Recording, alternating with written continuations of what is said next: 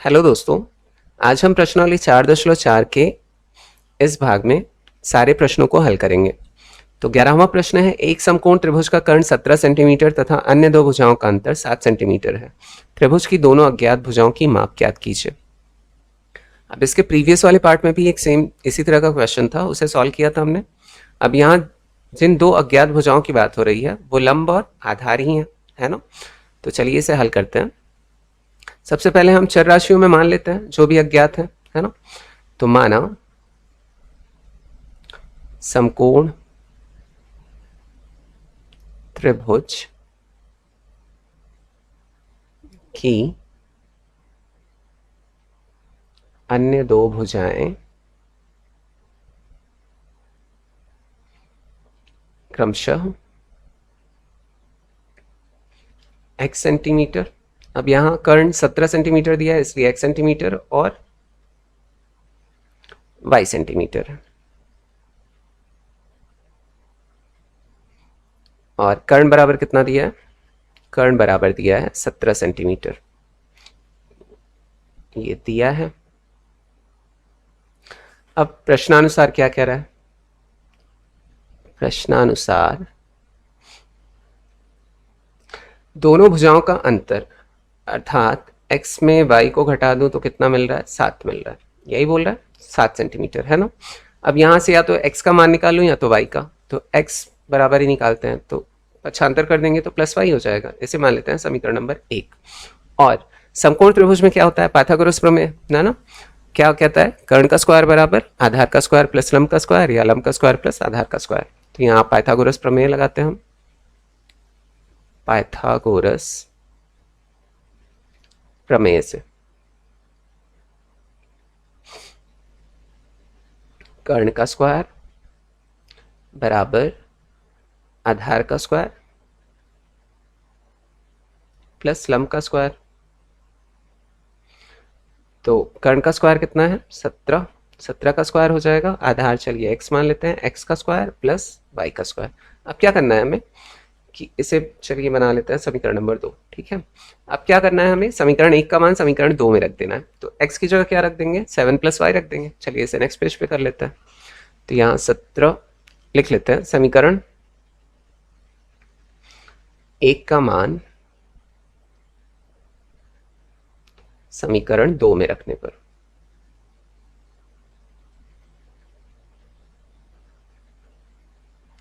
तो कितना दिया था? 17 स्क्वायर बराबर x की जगह में क्या रखना है? y प्लस 7 या 7 प्लस वाई, कुछ भी रखिए, y प्लस 7 का स्क्वायर प्लस वाई स्क्वायर। अगर माइनस होता तो बदल नहीं सकते थे, लेकिन प्लस है तो बदल सकते हैं ना, कोई दिक्कत नहीं है। ये 7 प्लस वाई रखिए चाहे y प्लस 7 रखिए।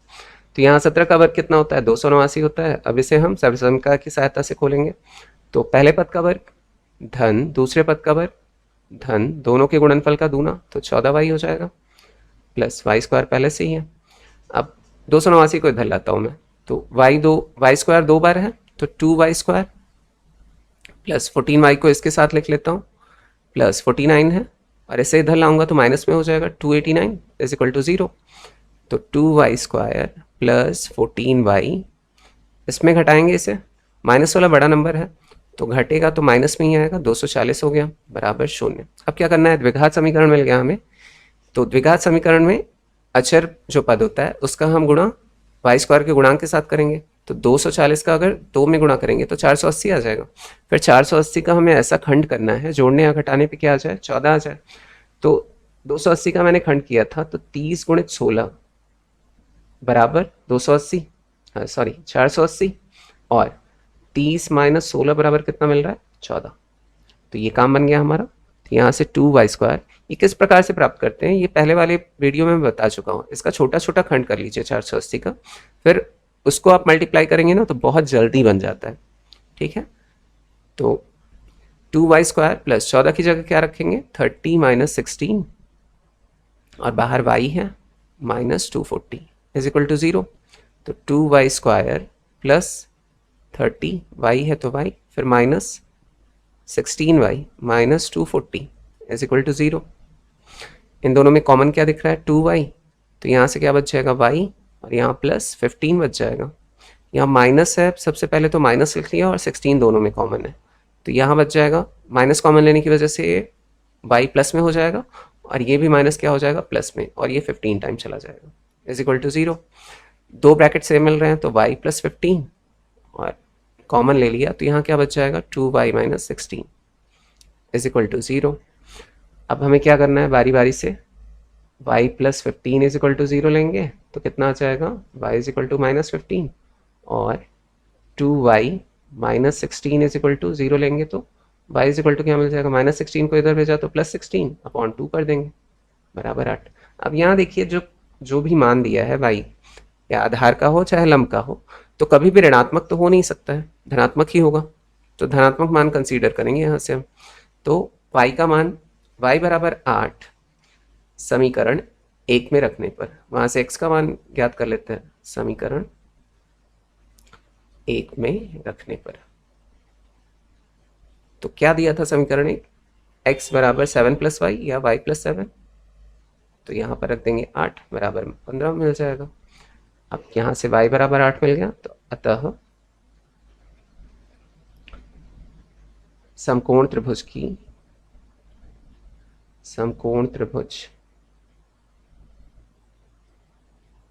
अन्य दो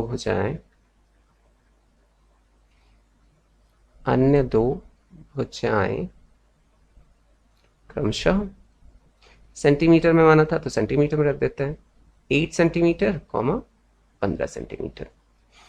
हो गया हल। तो चलिए अब अगला हम प्रश्न देखते हैं। अगला प्रश्न है, दो अंकों की संख्या के अंकों का गुणनफल 18 है। जब संख्या में से 27 घटाया जाता है तो संख्या के अंकों के स्थान बदल जाते हैं, संख्या ज्ञात कीजिए। इसी प्रकार के प्रश्न आगे भी मिलेंगे आप लोगों को, ठीक है। बहुत ही सिंपल टाइप का क्वेश्चन होता है। जब भी हमसे कहा जाए, ये किसी प्रीवियस वीडियो में बता चुका हूँ, फिर से बता रहा हूँ, जब भी हमें दो अंकों की संख्या मानना होता है तो हम उसे किस रूप में मानते हैं, 10x प्लस वाई। अब यहाँ एक्स वाई की जगह कुछ भी ले सकते हैं, चरपद की जगह, लेकिन इस रूप में क्यों मानते हैं, क्योंकि मान लीजिए वो संख्या, मतलब अभी मैंने ज्ञात नहीं किया है, सिर्फ मान रहा हूँ, मान लीजिए वो संख्या 53 है, ठीक है। तो अगर 53 को मुझे स्थानीय मान के बारे में हमने पढ़ा है पहले ही, तो इसे इस रूप में लिखना हो तो किस रूप, इसका अगर एक्सपेंडेड फॉर्म ना स्थानीय मान के रूप में लिखूं तो 5 × 10 + 3 ऐसे ही लिखते हैं। तो इसीलिए जब भी हम दो अंकों की संख्या को मानते हैं तो 10x प्लस वाई, अगर तीन अंकों की संख्या को मानना हुआ तो किस प्रकार से मानेंगे, 100x plus 10y plus z, इस रूप में मानेंगे, ठीक है।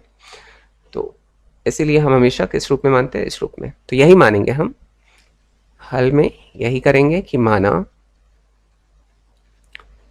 दो अंकों की संख्या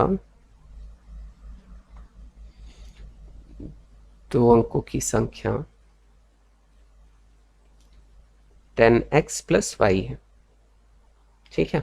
और कह रहा है कि दो अंकों की संख्या के अंकों का गुणनफल, जब गुणनफल कर रहे हैं हम तो क्या कर रहे हैं, x इंटू वाई कर रहे हैं, ऐसा नहीं है कि 10x इंटू वाई कर रहे हैं, है ना।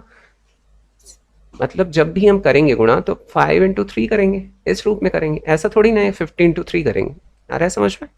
तो फिर यही आगे हम करेंगे। प्रश्नानुसार क्या कह रहा है, प्रश्नानुसार x into y is equal to 18, ठीक, ऐसे मान लेते हैं हम समीकरण नंबर 1। तथा और भी कुछ कह रहा है आगे, क्या कह रहा है, जब संख्या में से 27 घटाया जाता है, अब ओरिजिनल संख्या क्या है, 10x प्लस वाई है, तो चलिए सबसे पहले तो लिख लेते हैं 10x प्लस वाई में से अगर 27 को माइनस कर रहे हैं तो क्या कह रहा है, तो संख्या के अंकों के स्थान बदल जाते हैं। मतलब अगर वो संख्या 53 होती तो 3 5 की जगह आ जाता और 5 3 की जगह चला जाता, मतलब ये 35 हो जाता। मीन्स अगर इसको बदले तो 10y और प्लस x हो जाएगा, यही कह रहा है।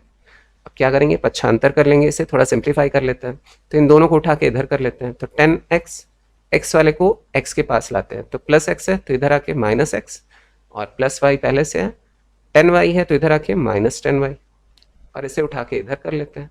माइनस 27 को इधर करेंगे तो 27 हो जाएगा प्लस में, 10x में से अगर x गया तो 9x, और प्लस y में से अगर माइनस 10, मतलब प्लस 1 में से अगर माइनस 10 घटाए तो माइनस 9y मिल जाएगा इज इक्वल टू 27।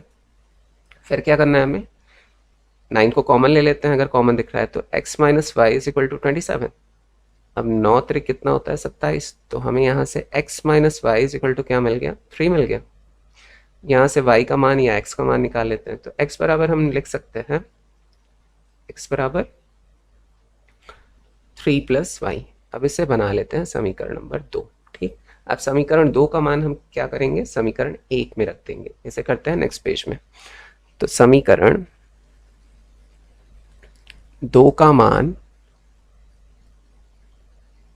समीकरण 1 में रखने पर, तो समीकरण 1 क्या था x into y is equal to 18 था, तो सिंपली वही पुट कर देना है हमें। तो x की जगह क्या रख देना है 3 प्लस वाई रख देना है, 3 प्लस वाई इंटू वाई बराबर 18। तो y का गुणा इधर कर लेते हैं, तो y का गुणा 3 में होगा तो 3y plus y square is equal to 18। तो 18 को अब सीरियल वाइज लिख लेते हैं, एक्स स्क्वायर प्लस 3y, 18 को इधर भेज लेते हैं तो -18 हो जाएगा इज इक्वल टू 0। अब ये हमें द्विघात समीकरण मिल गया। अब इसे सॉल्व करते हैं। 18 का गुणा वाई स्क्वायर के गुणांक के साथ होगा जो कि 1 है, तो 18 का 18, और 18 का ऐसा खंड करना है जोड़ने या घटाने पर क्या आ जाए 3 आ जाए। तो 18 का अगर करना है हमें तो 6 त्रिक 18 होता है, और 6 माइनस 3 करेंगे तो 3 मिल जाएगा बीच वाला पद।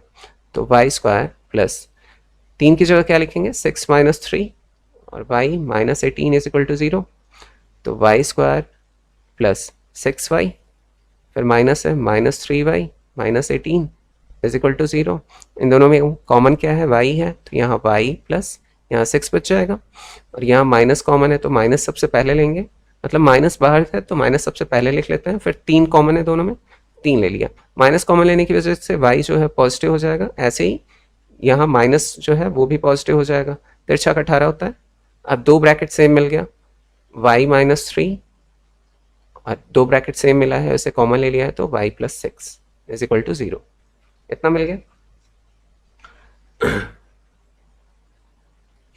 अब फिर यहाँ से एक बार हम y -3 इज इक्वल टू 0 लेंगे तो y बराबर क्या मिल जाएगा 3, और एक बार y plus 6 is equal to 0 लेंगे तो y बराबर क्या मिल जाएगा -6।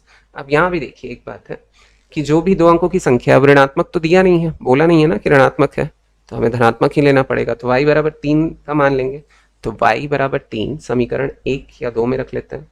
y बराबर 3 क्या करेंगे हम, y बराबर 3 समीकरण 2 में रख लेते हैं। समीकरण 2 में रखने पर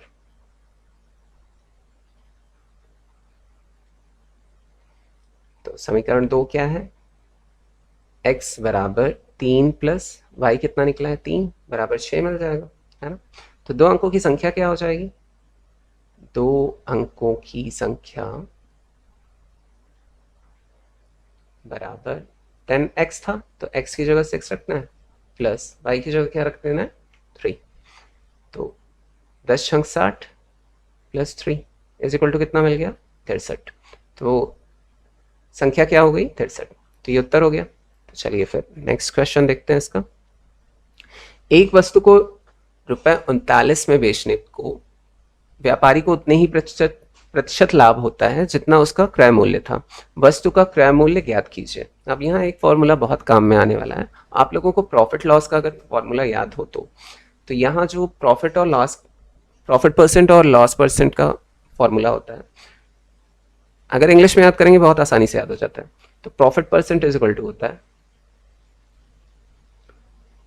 या तो प्रॉफिट लिख सकते हैं ऊपर, या तो एसपी माइनस सीपी। एसपी क्या है, सेलिंग प्राइस है, मतलब विक्रय मूल्य है, और सीपी क्या है, क्रय मूल्य है, अपॉन नीचे हमेशा सीपी होता है इनटू 100 ये होता है। इसकी जगह हम क्या लिख सकते हैं, प्रॉफिट भी लिख सकते हैं एसपी माइनस सीपी की जगह। यही फॉर्मूला यहाँ काम आने वाला है। अगर आप लोगों को फॉर्मूला का अगर आप लोगों को वीडियो चाहिए तो वो बताइएगा, मैं शॉर्ट्स में अपलोड करूँगा, ठीक है।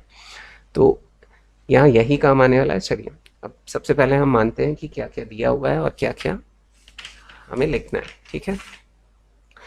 तो यहाँ मान लेते हैं हम, माना वस्तु का क्रय मूल्य, वस्तु का क्रय मूल्य, क्रय मूल्य को कॉस्ट प्राइस या सीपी पे बोलते हैं, बराबर ₹x है, ठीक है। और विक्रय मूल्य दिया है अर्थात सेलिंग प्राइस या एसपी, विक्रय मूल्य बराबर ₹39। अब ये दिया है, ठीक। उसके बाद प्रश्नानुसार क्या कह रहा है, कह रहा है कि प्रश्नानुसार कह रहा है कि व्यापारी को उतने ही लाभ प्रतिशत होता है जितना उसका क्रय मूल्य है, अर्थात लाभ प्रतिशत बराबर भी क्या हो जाएगा, लाभ प्रतिशत बराबर भी XC, क्रय मूल्य के बराबर ही लाभ प्रतिशत भी हो रहा है। जब भी प्रतिशत में हम लिखते हैं तो उसे वो नंबर ही लिखते हैं ना, प्रतिशत तो लिखते नहीं है। लाभ प्रतिशत के फॉर्मूले में यहाँ जब भी अगर रखेंगे हम तो क्या रखते हैं, नंबर ही रखते हैं। अगर 15% दिया होता है तो 15% नहीं लिखते हैं, हमेशा 15 लिखते हैं ना, तो वो भी XC है। आ गया समझ में। तो अब हम जानते हैं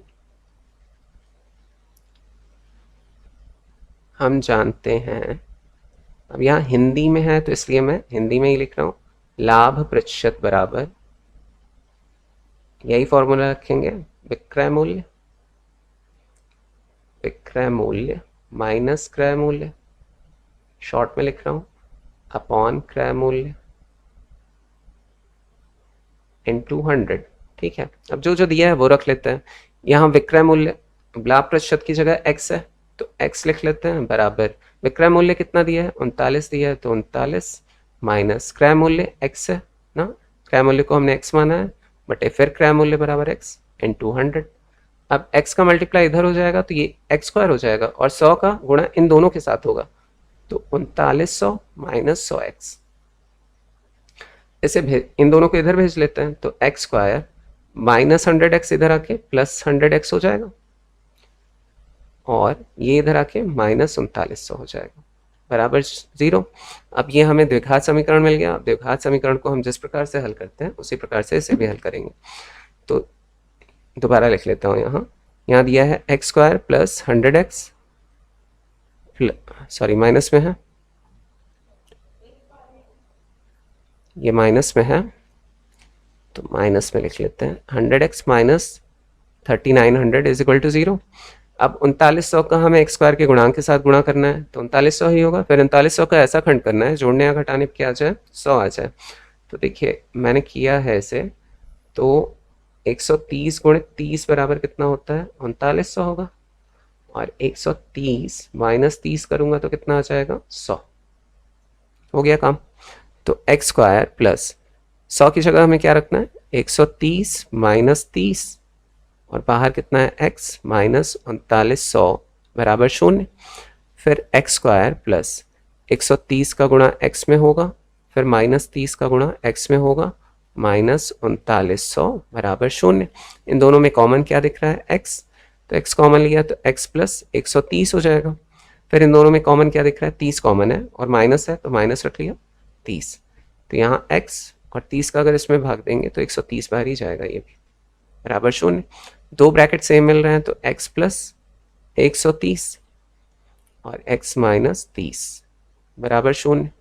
यहाँ से x प्लस 130 बराबर 0 लेंगे तो x बराबर कितना मिल जाएगा, माइनस 130, जैसे कि लेना ही नहीं है। क्यों, क्योंकि भैया जो क्रय मूल्य होगा या विक्रय मूल्य होगा, जो भी मतलब मूल्य होते हैं वो माइनस में तो होते नहीं हैं, हमेशा धनात्मक ही मान लेंगे। तो नेक्स्ट सेकंड वाला लेंगे हम, x plus, sorry x minus है, x minus 30 is equal to 0 लिया तो x बराबर कितना मिल गया, 30। तो धनात्मक मान लेने पर, धनात्मक मान लेने पर क्रय मूल्य बराबर क्या हो जाएगा,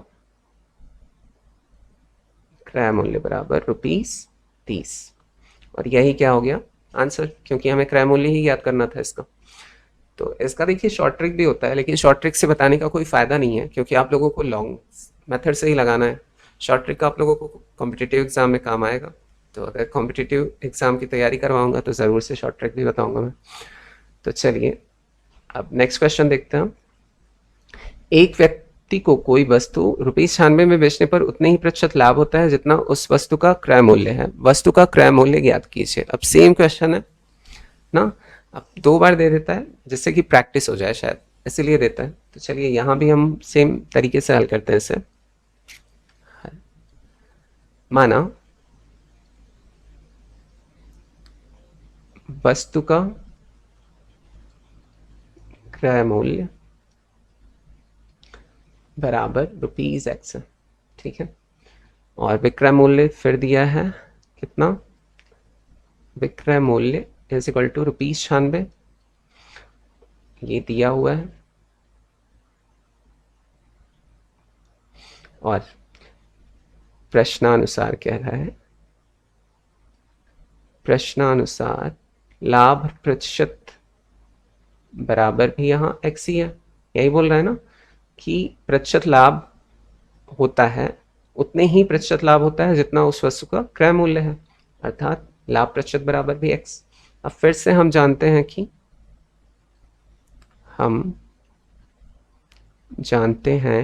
कि लाभ प्रतिशत बराबर विक्रय मूल्य,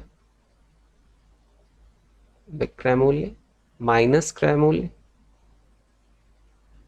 बटा क्रय मूल्य इंटू 100।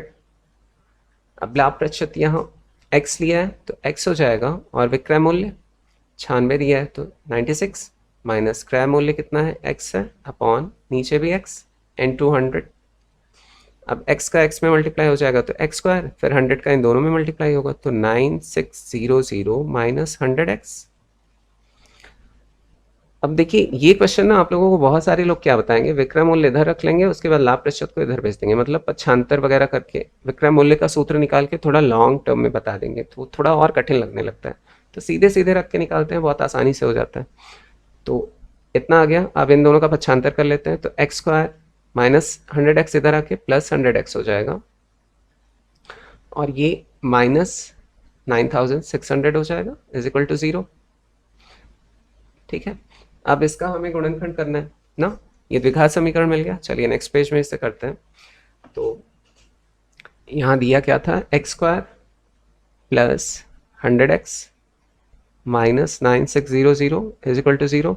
अब इसका गुणा हम एक्स स्क्वायर के गुणांक के साथ करेंगे जो कि 1 है, तो इतना ही आया जाएगा 9600, और इसका ऐसा खंड करना है जोड़ने या घटाने क्या आ जाए,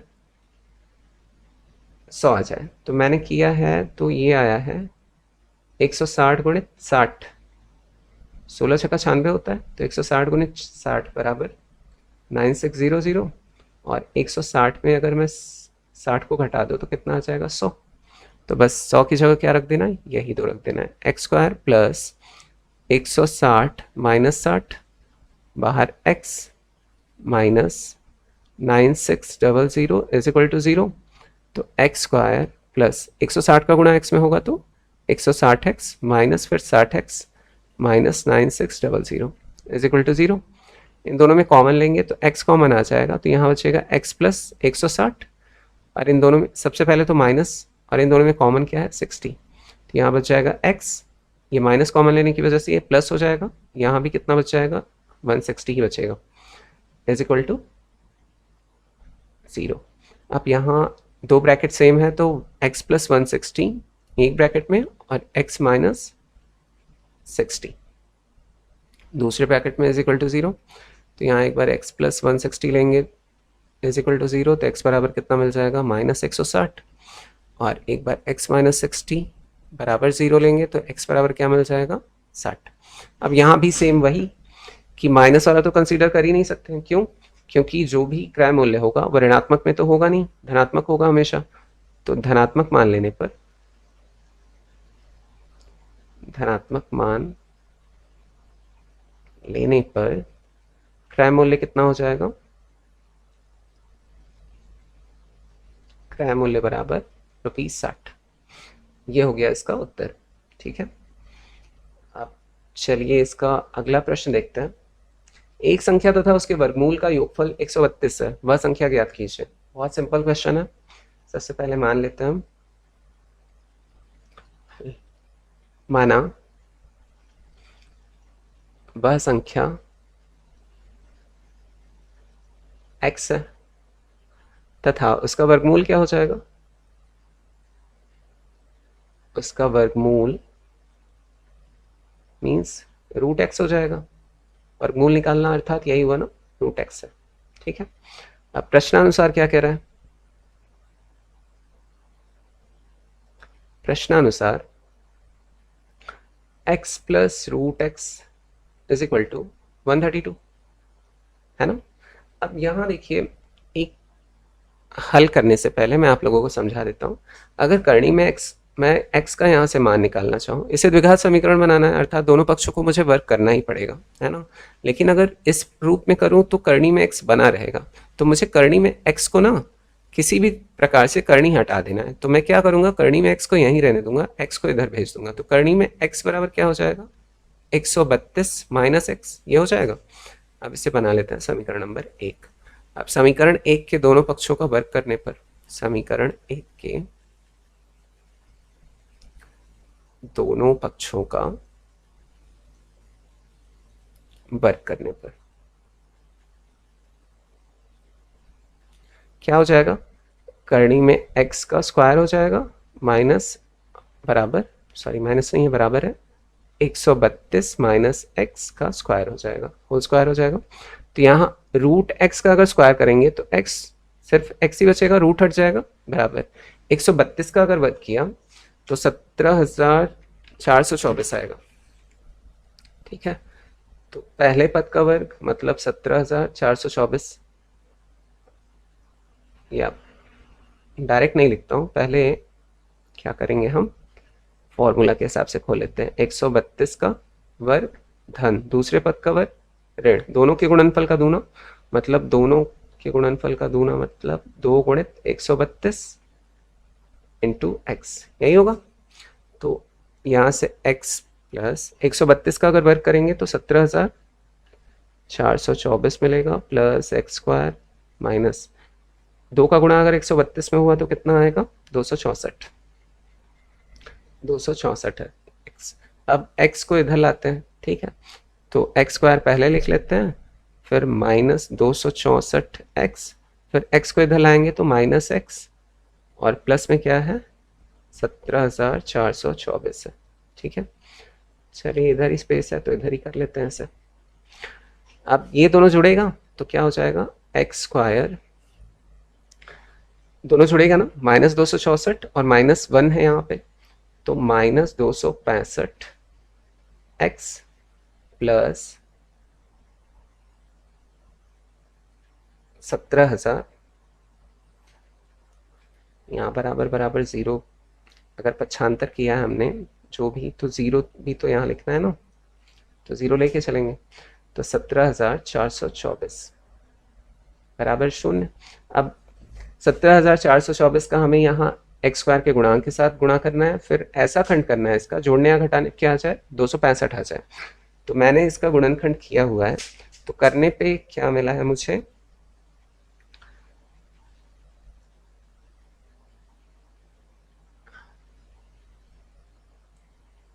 144 गुणित 121 बराबर 17,424 आता है, ठीक है। इसका मैंने छोटा छोटा खंड किया, उसके बाद फिर मुझे ये मिल गया।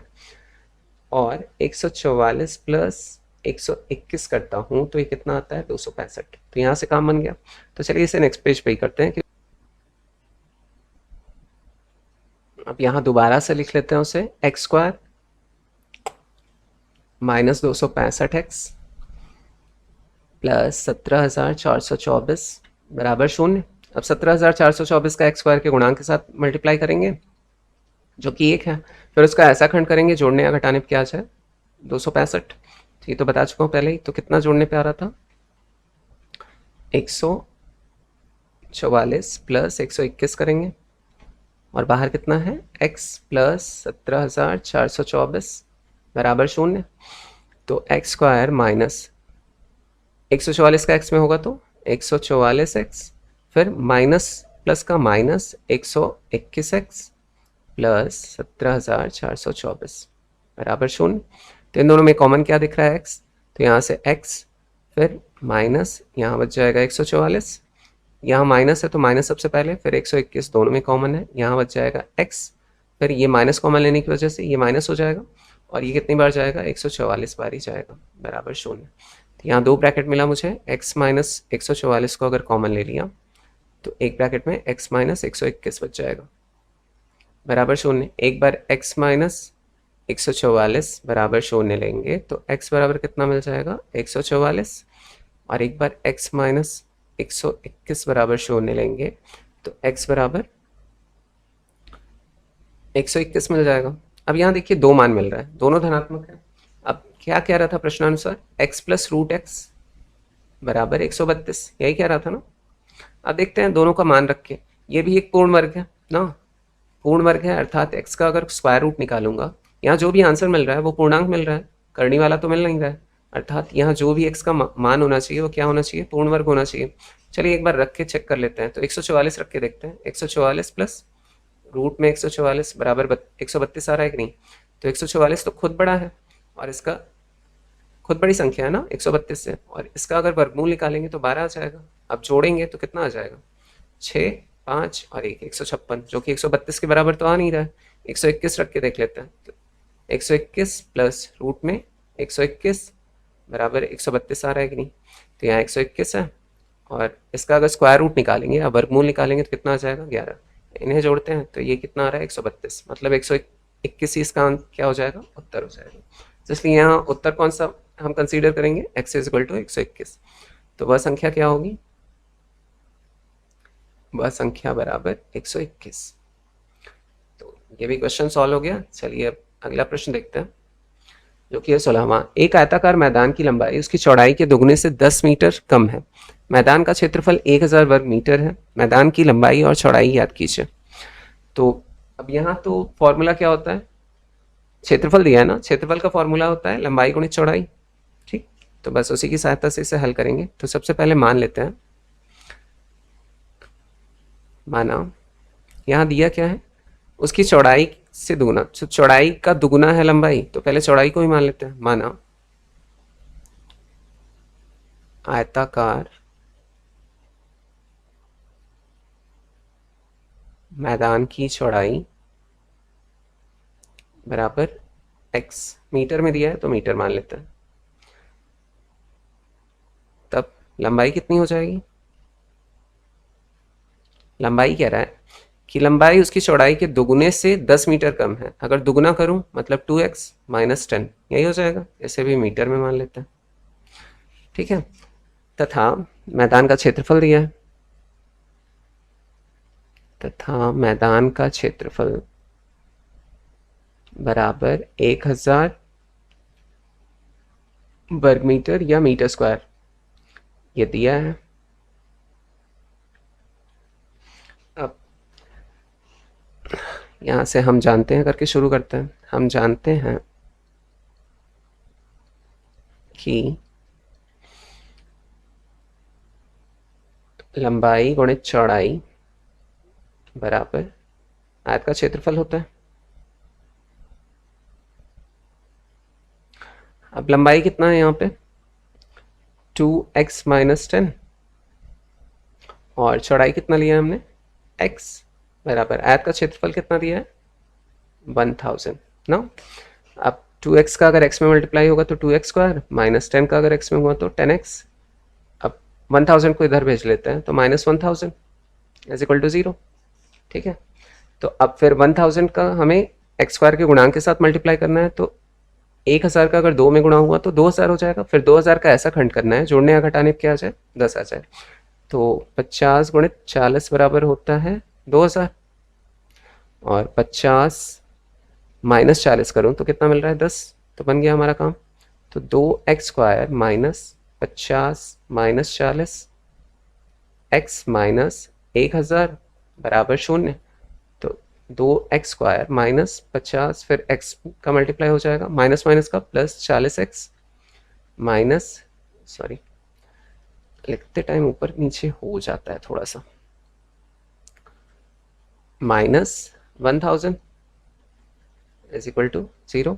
इन दोनों में कॉमन क्या दिख रहा है, 2 और x दोनों कॉमन है, तो 2x कॉमन ले लिया। तो यहाँ क्या बच गया, 1x माइनस, यहाँ मिल जाएगा मुझे 25 प्लस 40 कॉमन ले लेते हैं दोनों में से, तो यहाँ भी x माइनस यहाँ भी 25 बच जाएगा इज इक्वल टू 0। अब चलिए नेक्स्ट पेज में इसे देख लेते हैं, कॉमन ले लेते हैं x माइनस 25 को। तो x माइनस 25 को अगर कॉमन लिया तो एक ब्रैकेट में क्या मिल जाएगा हमें, 2x प्लस 40। 2x प्लस 40 बराबर 0। तो एक बार x माइनस 25 बराबर 0 लेंगे तो x बराबर कितना मिल जाएगा 25। और एक बार 2x प्लस 40 बराबर 0 लेंगे तो x बराबर कितना मिल जाएगा प्लस 40 इधर जाके माइनस 40 बटा 2 बराबर -2 -20 कितना ही आएगा। अब यहाँ हमें पता है कि जो चौड़ाई या लंबाई जो भी होगी वो ऋणात्मक तो हो नहीं सकती है, तो धनात्मक होगा। तो धनात्मक मान लेने पर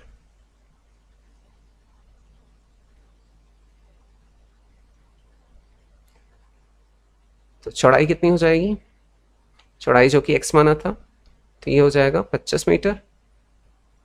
और लंबाई क्या हो जाएगी, लंबाई 2x माइनस 10 था ना, तो इसे में मान रख देंगे 2 गुणित 25 माइनस 10। तो 25 दूना 50 माइनस 10 बराबर कितना मिल गया 40 मीटर। तो दोनों उत्तर प्राप्त हो गया हमें। ठीक, तो ये प्रश्न भी सॉल्व हो गया। चलिए अब अगला प्रश्न देख लेते हैं। 17वां, दो अंकों की एक संख्या के अंकों का गुणनफल 14 है।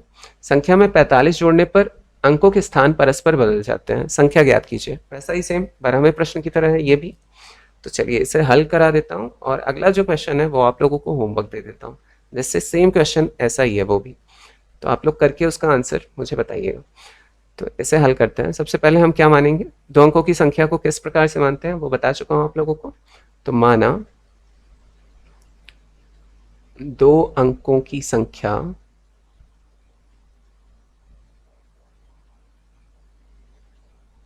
टेन एक्स प्लस वाई है,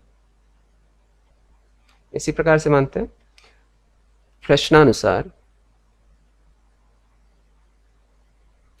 दोनों का गुणनफल कितना हो रहा है, मतलब अलग अलग गुणा कर रहे हैं, तो x into y is equal to 14 हो रहा है। इसे मान लेते हैं समीकरण नंबर 1। ठीक है, और भी कुछ कह रहा है, तथा कह रहा है कि संख्या में 45 जोड़ दें, मतलब उसी संख्या में 10x प्लस वाई में अगर मैं 45 जोड़ रहा हूं तो वो क्या हो रहा है, अंकों के स्थान परस्पर बदल जा रहे हैं, मतलब 10y प्लस एक्स हो जा रहा है, यही हो रहा है। अब इसका पक्षांतर कर लेते हैं, तो 10x x के प्लस x के पास x को लाते हैं तो minus x plus y, x के पास y के पास लाते हैं तो माइनस 10y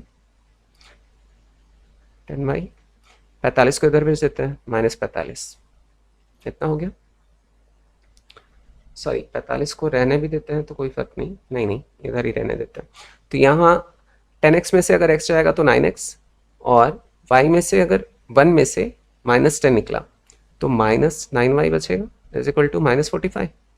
और फिर यहाँ से 9 कॉमन ले लेते हैं तो x minus y is equal to -45, ये चला जाएगा 9 5 सा 45। तो x minus y is equal to क्या बचा -5, यही बचा ना।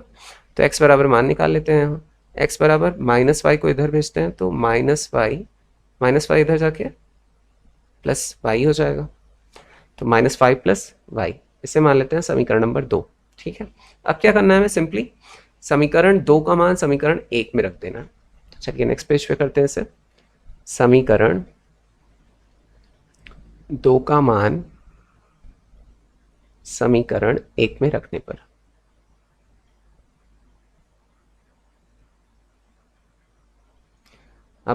एक में रखने पर क्या होगा, x की जगह जो समीकरण 1 है वो क्या है, x इंटू वाई है, तो x की जगह हमें क्या रखना है -5 प्लस वाई ब्रैकेट बंद into y is equal to 14, यही दिया था। अब इसका गुणा y का गुणा एक बार -5 से होगा तो -5y प्लस y का गुणा y में होगा तो y square is equal to 14 को इधर अब सीरियल वाइज रख लेते हैं, तो वाई स्क्वायर -5y और ये इधर आके -14 इज इक्वल टू 0। 14 का गुणा वाई स्क्वायर के गुणांक के साथ होगा जो कि 1 है, तो 14 एकम 14, फिर 14 का ऐसा खंड करना है जोड़ने या घटाने पे आ जाए 5, तो 7 दूनी 14 होता है, और 7 माइनस 2 बराबर कितना होता है 5। तो वाई स्क्वायर -7 - 2 ब्रैकेट के बाहर वाई -14 इज इक्वल टू 0, तो वाई स्क्वायर -7y हो जाएगा और माइनस की वजह से ये प्लस हो जाएगा, तो +2y -14 इज इक्वल टू 0। इन दोनों में कॉमन लेते हैं तो कॉमन y आ जाएगा, y -7 यहाँ से बच जाएगा प्लस प्लस है तो प्लस लिख लिया, और 2 दोनों में कॉमन है तो 2 कॉमन लिया, तो y minus 7 is equal to 0। यहाँ से कॉमन क्या है, y माइनस 7 को अगर कॉमन लिया तो एक ब्रैकेट में y प्लस 2 मिलेगा हमें, इज इक्वल टू 0। तो y minus 7 is equal to, एक बार 0 लेंगे तो y इज इक्वल टू क्या मिल जाएगा, 7। इसी प्रकार से y plus 2 is equal to 0 लेंगे तो y is equal to minus 2 मिल जाएगा। ठीक है, अब फिर यहाँ से हमें ऋणात्मक संख्या तो है नहीं, ऐसा तो बोला नहीं है प्रश्न में, तो हमें धनात्मक ही लेना है, तो धनात्मक y बराबर 7 अब किसी भी समीकरण में रख देंगे। चलिए समीकरण नंबर 1 में रखते हैं इसे, y बराबर 7 समीकरण 1 में रखने पर, समीकरण 1 में रखने पर, तो समीकरण 1 क्या है, x into y is equal to 14 है, तो x into 7 is equal to 14, y की जगह 7 रख दिया, तो x बराबर कितना हो जाएगा, 14/7 बराबर 2, कट जाएगा ये। अब वह संख्या क्या हो जाएगी, वह संख्या क्या थी, 10x थी, तो 10 इंटू 2 प्लस 7, तो 2 दाम में 10 और 2 दाम में 20 प्लस 7, सॉरी नींद आने की वजह से ये सब गड़बड़ हो रहा है, तो 20 प्लस 7 इज इक्वल टू कितना हो गया, 27। ये टाइम हो रहा है इस टाइम 1:53, तो नींद बहुत भयंकर रूप से लगा है इसलिए ऐसा हो रहा है। तो ये वह संख्या क्या प्राप्त हो गई हमें, 27, तो ये इसका उत्तर हो गया। तो सेम ऐसा ही क्वेश्चन 18th वाला भी है। 2 अंकों की एक संख्या के अंकों का गुणनफल 18 है जब संख्या में से 63 घटाया जाता है। अब देखिए प्लस कर रहे थे हम लोग, बस 10x प्लस वाई में माइनस 63 करेंगे तो उधर क्या आ जाएगा, तो संख्या के अंकों के स्थान बदल जाते हैं, मतलब 10y प्लस x हो जाएगा। तो ये वाला आप लोग खुद से करिए, और आप लोगों का आंसर अगर परफेक्ट आता है तो आप लोग कमेंट करके बताइए, और अगर आप लोगों को नहीं भी आता है तो आप लोग कमेंट करके बता सकते हैं, मैं इसके लिए अलग से वीडियो आप लोगों को बना के अपलोड कर दूंगा। तो थैंक्स फॉर वॉचिंग वीडियो, फिर मिलते हैं नेक्स्ट वीडियो में, टेक केयर, बाय बाय।